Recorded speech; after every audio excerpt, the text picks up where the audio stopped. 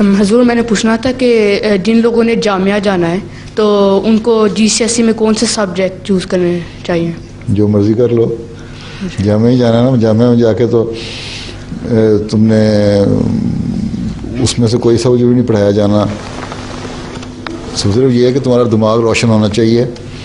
अगर science subject पढ़ लोगे तो साइंस के बारे में कुछ इल्म हो जाएगा। तुम कुरान शरीफ की जब पढ़ोगे, तहकीक करोगे, तफसीर पढ़ोगे तो तुम्हें साइंस के बारे में इल्म होगा, ज़्यादा आसानी से कर सकते हो।